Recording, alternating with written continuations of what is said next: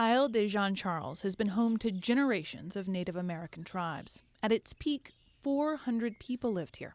Today, only a handful of families. The island, a couple hours south of New Orleans, was once 4 miles wide. Erosion due to rising sea levels, man-made changes in the Mississippi River, and natural causes have cut away at it. Now it's barely a quarter of a mile sliver.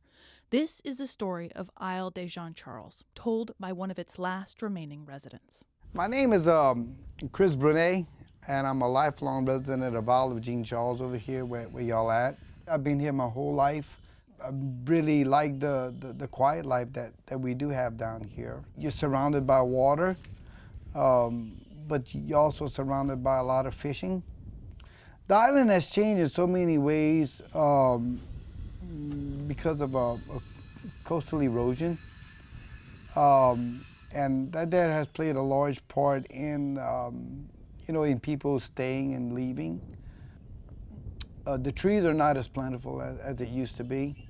So many oak trees that I've seen so full in my time. I'm not even 50 years old yet, and I see these trees already dead. How does it feel to sort of know that this land that your family's been on for a long time, that your family's still on, could go away in even 50 years?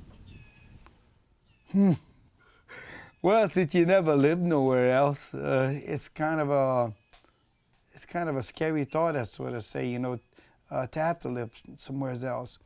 To have to move and then not be able to come back, I wouldn't know how to answer that. I certainly wish that something could have been done 50, 60 years ago. And I do go back maybe to the 1930s, to the 1940s.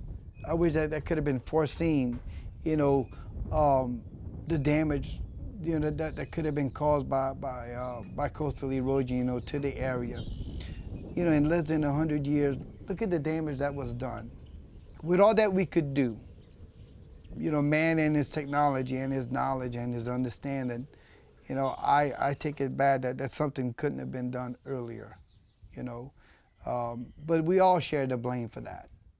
I'm just fortunate that we're still here, that there is something left, And so whenever there's something left, I guess I just might as well say, well, you have something to work with.